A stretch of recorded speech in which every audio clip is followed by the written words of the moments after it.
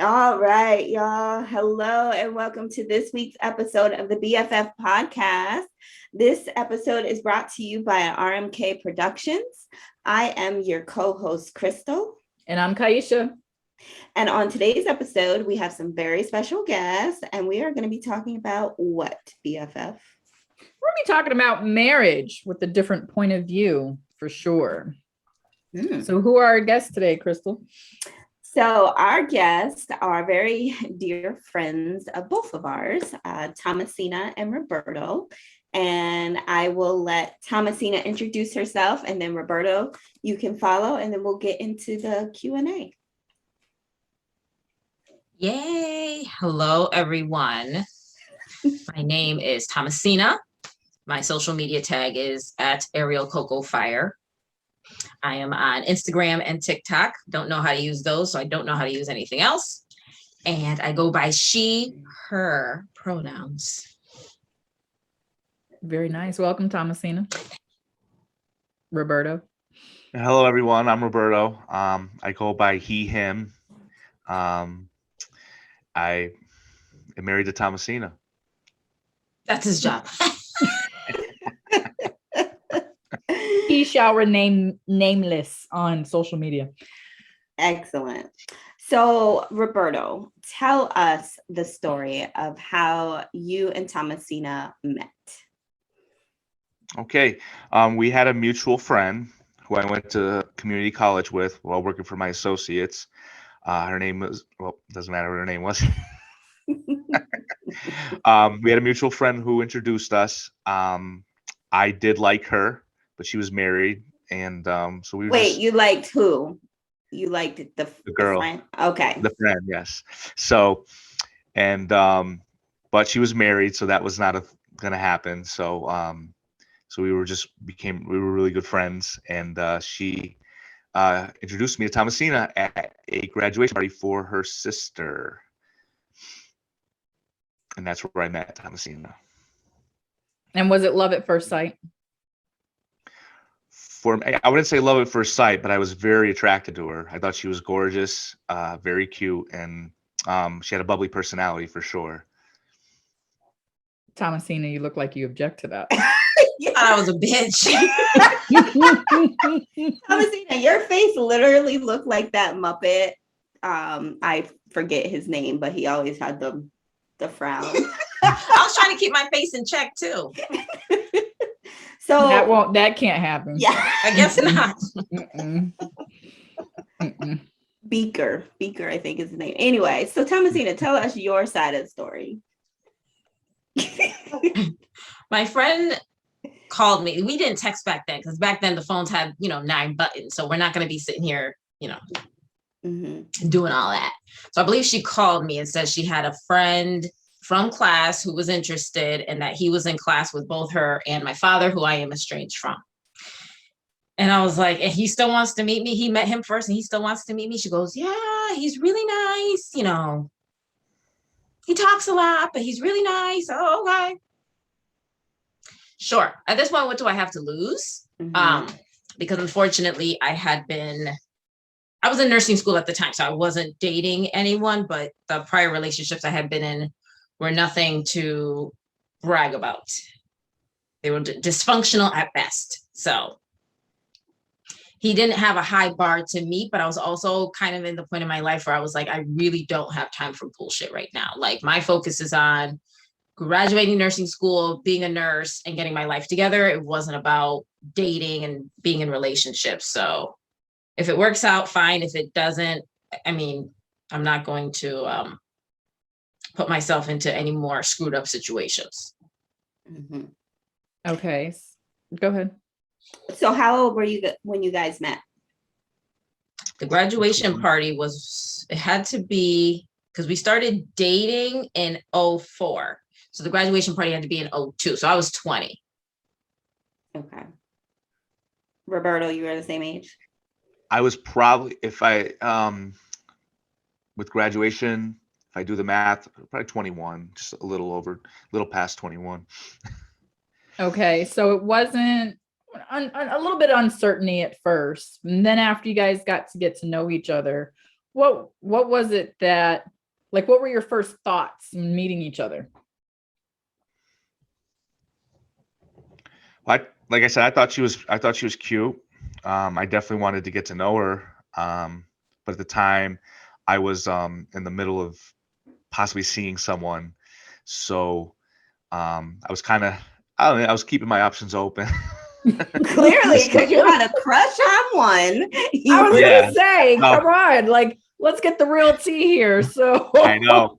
Yeah, exactly. So I was keeping my options open for sure. Seeing where each one would go. I had just got out of a 3-year relationship through most of my high school years. So, I was definitely trying to maybe play the field a little bit, but also meet different girls. I don't have game like that to play, to bounce around. So to have options was very interesting to me, and to see which one would go where. We did exchange numbers at this party. We seemed to have gotten along. We had a little bit of conversation here and there, and it was a boxing match that night, and she actually sat on the chair with me. There was a chair that we shared. So that was kind of interesting, but you could tell she wasn't in the mind frame for me, or was that impressed with me. So the conversations that we had didn't really go anywhere. They were kind of just standard, hey, how are you? Blah, blah, blah, this and that. I probably carried most of the I did carry most conversations, and it just wasn't going to go anywhere. You could tell. So Thomasina, what changed your mind? So I had graduated. I was working as a nurse. I was working night shift, and out of nowhere, he calls me. So I was just like, oh, who the hell is this? And he's like, oh, remember me, Roberto, Nina's friend, blah, blah. Oh, yeah. Can I call you back? So then I call my friend. I already said her name.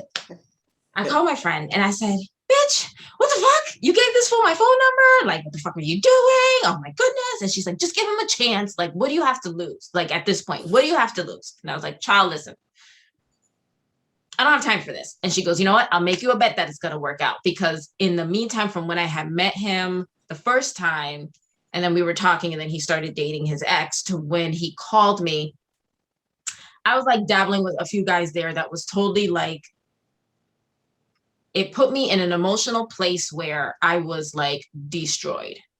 Like, it just shouldn't, I was just doing a lot of things that were nothing but enhancing the low self-esteem I already had, if that makes sense. So at this point, I'm just like, I'm going to be a nun.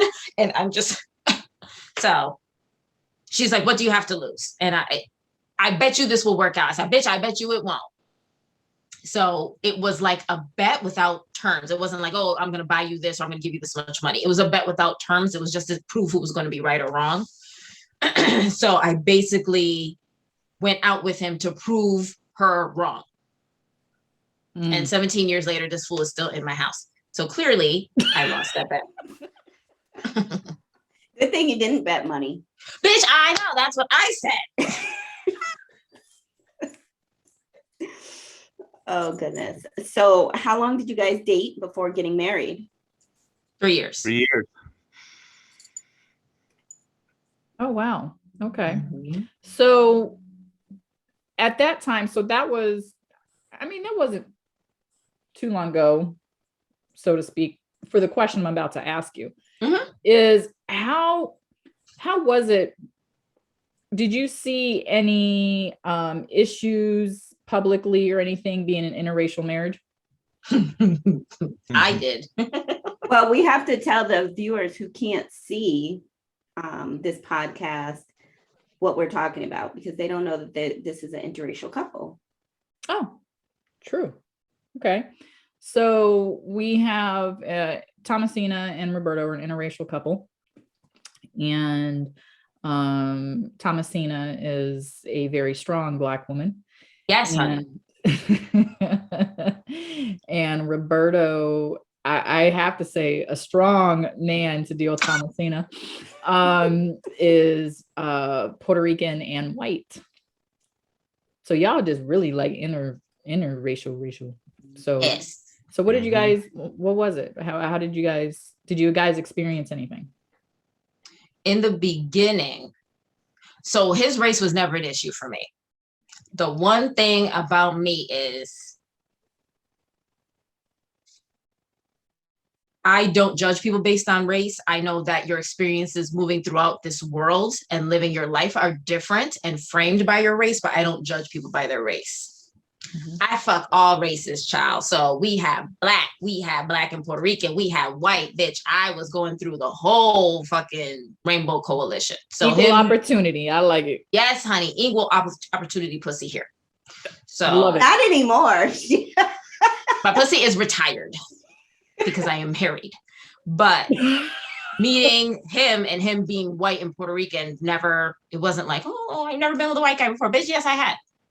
Like it wasn't a big deal. But what I didn't like with him was he was raised with his white mother and he didn't understand my perspective as a Black woman, seeing the world and seeing how people interacted with me and interacted with me when he was with me. He didn't get it.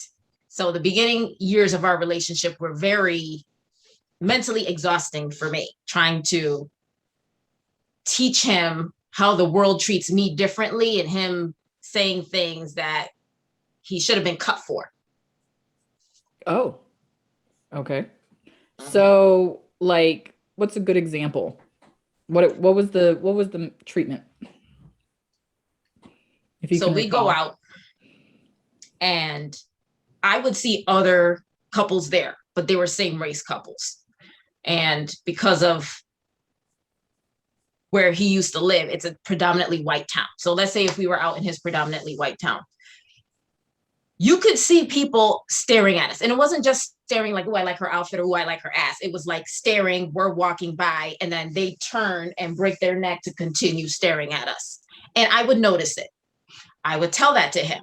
Now, by the time I'm telling him, look at that couple over there staring at us, who, where, what? I mean, that's not how, see, now Black people, see, we're more subtle with our shit. We could be like, girl, look over there. That dude looking at you, like, look her right here with the red shirt. You know what I mean? Like, we know how to be like, where if he's like, where, you know, who's looking at me? I mean, what the fuck? I mean, obviously, by the time you do that, nobody's looking at you.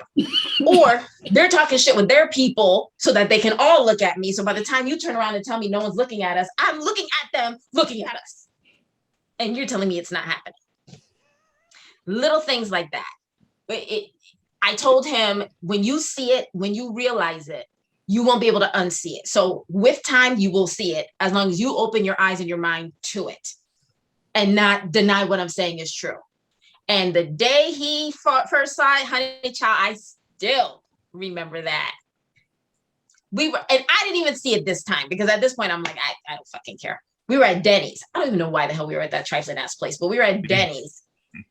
And apparently we were at, you know how Denny's has those stupid ass booths where like you're at one end of the booth and another party will be at the other end of a booth because the booth is like a half circle. Oh, yeah. Mm-hmm. Gotcha.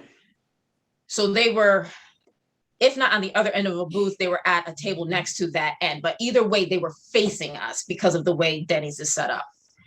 And all of a sudden, out of nowhere, Roberto just starts yelling and carrying on and all this stuff. And I said, what the hell? What happened? They're talking about you. They're staring at you and blah, blah, blah. And I was like, okay, and like, no, this can't happen. And God, like, so what's a white Karen called? Brad? A white Karen? A white Karen. Hear me? A man Karen. I was wondering. I was like, a man there was Karen. no Karen. There was going to be no police called. No, our friend was upset. And Roberto, I said, do you remember that? I remember it. Yeah, of course. What It was were the the day people?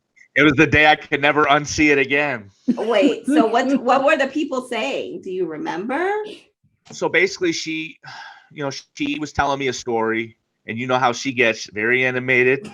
We see. Yes. You know, the hands. She was very, this story, and I can't remember exactly what the story was. I was pretty enthralled by it at the time, though. I remember, and I could see just off to the side here, some asswipe he basically just kept mocking her.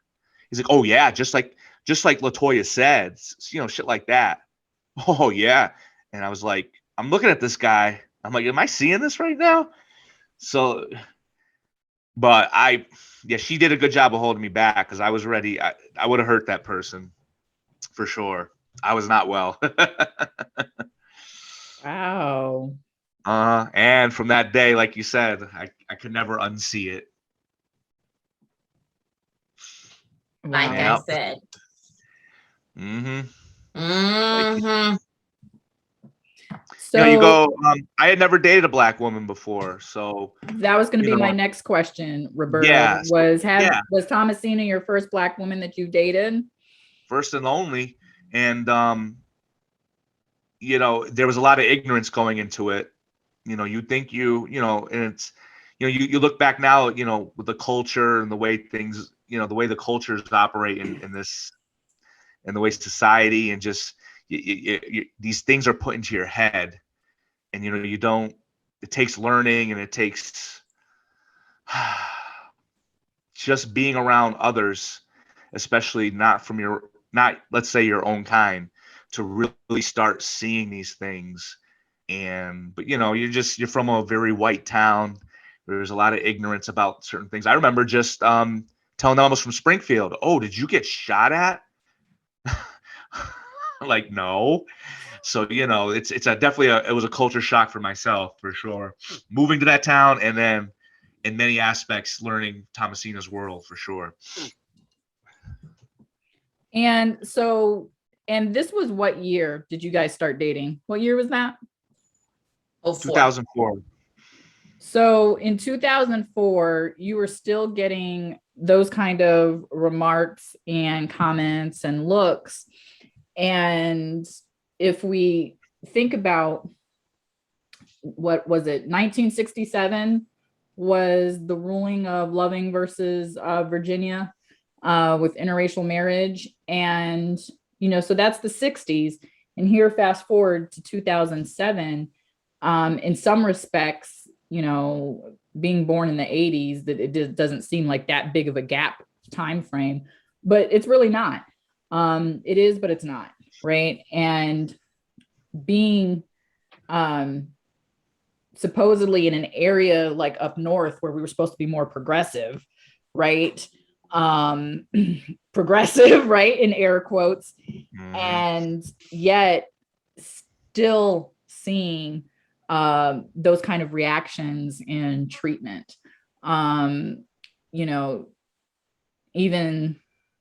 Even to this day, I think, you still may see it, but we see it now.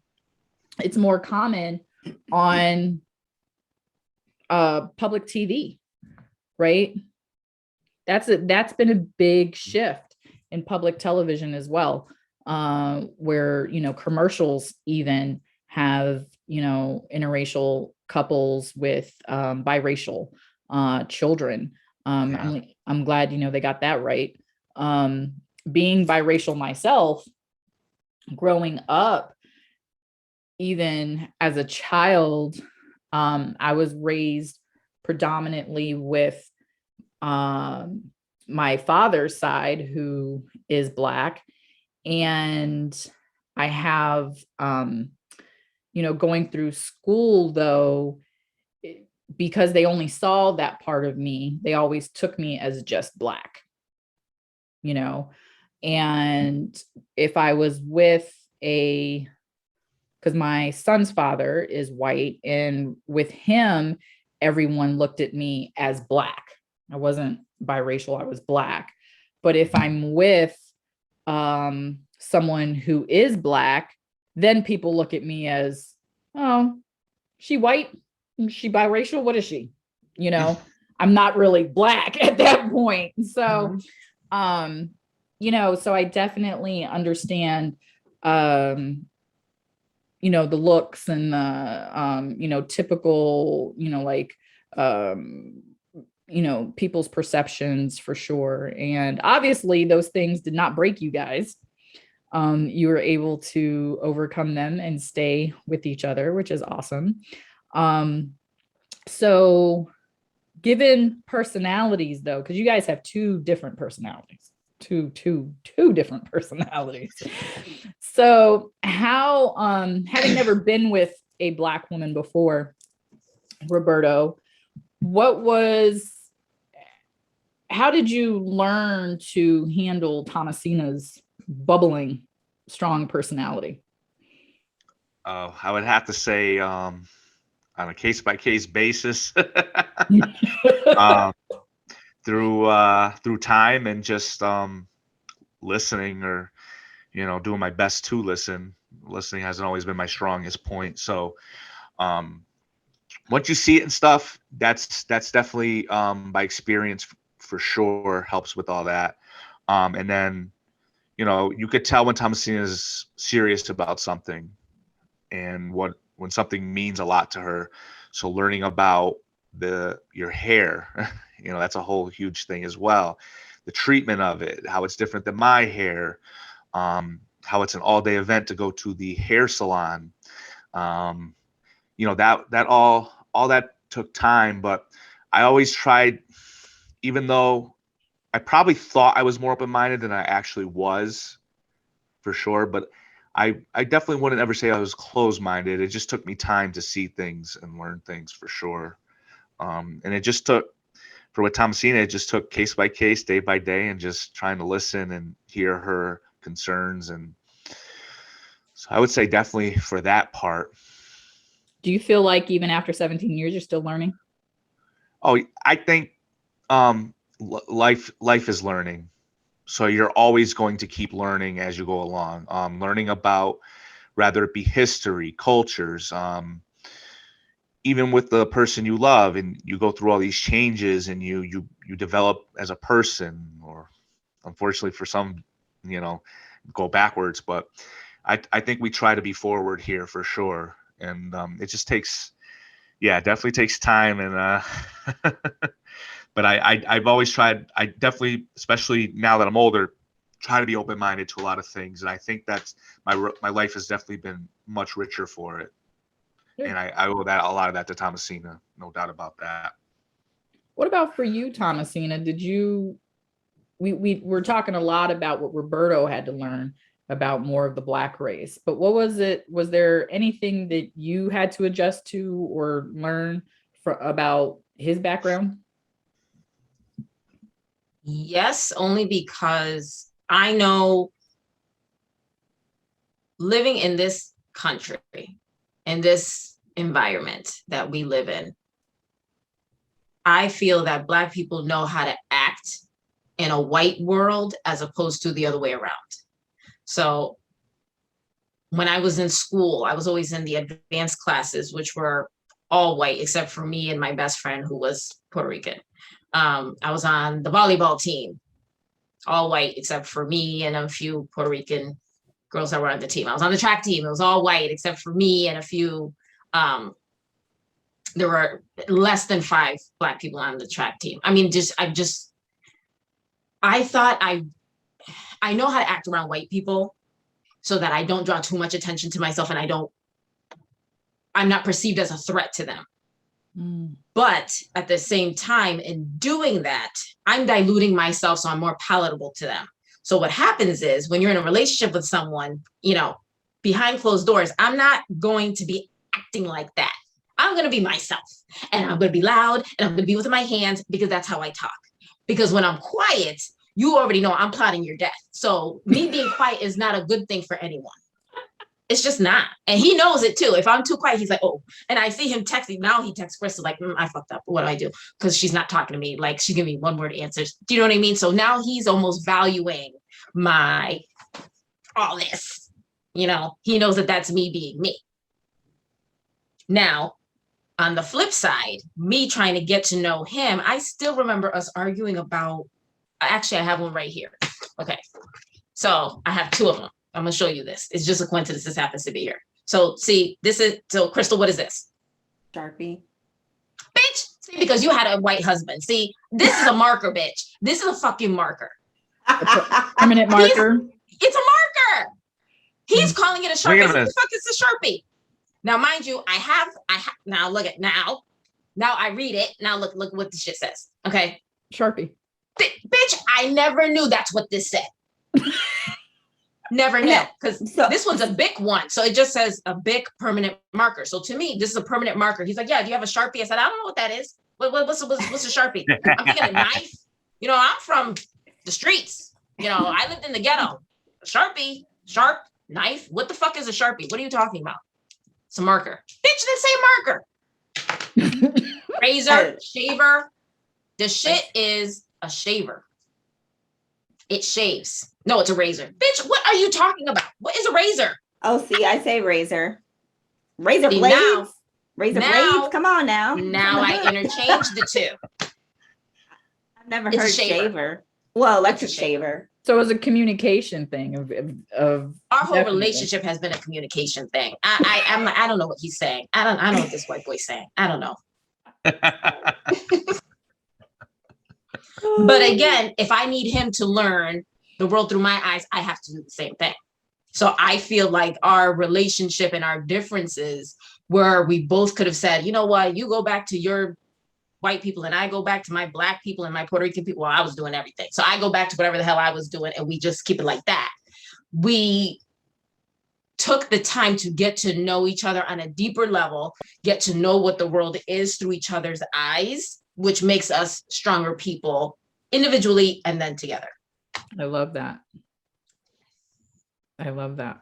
We still fuck up, but life is a journey. I still remember when he tried to run his fingers through my hair and I was like, oh. Like I literally was like that. Like, defense. Defense. I thought he was attacking you. I felt violated. I said, what the hell is going on? And was that a time, Thomasina? Now, was your hair natural or did you have like weave or wig in? I love that question. I had everything. I had braids with extensions. Well, let me take this off while I say this. I had braids with extension. I had relaxed hair from when I was 13. So at this time that we're dating, I'm 21. So 7 years of relaxed hair. I had weave. I had weave sewn in. I had weave glued in and wigs, wearing wigs all the time. This was before Jessica Simpson came out with her wig line. So this was back when white people used to make fun of Black people for wearing wigs and calling it horsehair. Mm-hmm. Mm-hmm. Yeah. So, okay. So, yeah. So, I mean, you look at a picture compilation of us that we did for our wedding. We have one of those boxes that you put the gift cards in, and it's all these pictures of us. And it looks like he is with multiple women in this thing because each picture of me, I got different hair, different color, different style. It's just that's every guy's fantasy right there. That's what I said. And all the wigs had names. They all had personalities. Yes. They were all different. Yes. So when you tried to do this, you had something in your hair. I had relaxed hair that I sat in the salon for 6+ hours to get done. Yes. You don't touch my hair. And I still remember, I think he was the one who said, because my hairdresser at the time was mixed, but she looked white until she spoke. And then you knew she was not only white. And he was like, but the lady who does your hair was white. And I was like, and I pay her to touch my hair. I don't pay you. Don't ever do that again. Child, no. He actually, I appreciate him for this. I said, I need you to watch this movie. And it was Bad Hair. Is that what it's called? The Chris Rock documentary? Yeah. And I had him watch that because there was one day where he tried to like confront me on some cheater shit, acting like, you said you were getting your hair done. And I said, yeah, I did. And he's like, yeah, but you've been gone 8 hours. And I was like, that's a good day. Like, what the fuck? I don't understand what are you talking about? He didn't get it. So I had him watch a documentary. All of a sudden he got it. And I still remember the day I called because I was in the hair salon all day and I called for him to bring me some food. And he walks in and it's all Black women except for the hairdresser who's half Black, half white. And as soon as he walks in, everyone stops talking because the only white people who would come into the salon were the mailman, but they're dressed as mailman. He's dressed as a normal person. So he comes in, he brings me food, he gives me a kiss, he leaves, right? And it's like, as soon as he leaves, it's still silent. And it's silent for like 5 seconds. And I'm like, okay, these bitches gonna talk shit. Because that's basically Black people code of we're talking shit, right? So then all of a sudden one of them says, I need to get me a white man then if they're gonna be coming up bringing some food. Girl, I remember those days in the hair salon. You'd be starving, like, oh my God, I'm so hungry. This was before cell phones. They had the phone by the door with the quarter. You could put quarter in. Yep. No, but you weren't about to leave to lose your spot. You were going to sit there starving your ass off, but you knew your shit was going to look tight when you left. And you had to sleep on your face. And he learned, don't ask me for sex for 3 days after I get my hair done, because I am not sweating this out. Damn. Damn. I'd sleep on my face. I mean, it was a whole thing. We were so extra back then. Now I'm so glad I went natural, because now it's just like, it's just whatever. It's just whatever. Well, listen, we're going to have to follow this episode up with some more stories. So, Kaisha. Yes, we are. That is our time. Absolutely. I appreciate you guys joining us this week with Thomasina, who can be found on Instagram at Ariel Coco Fire. It's FYRE. You can catch it in the links below. Her husband, Roberto, who shall remain nameless on social media. And this is another episode of BFF, Black, Fabulous, and 40, part of RMK Productions. I am your co-host, Kaisha. And I'm Crystal. And we will catch you next week.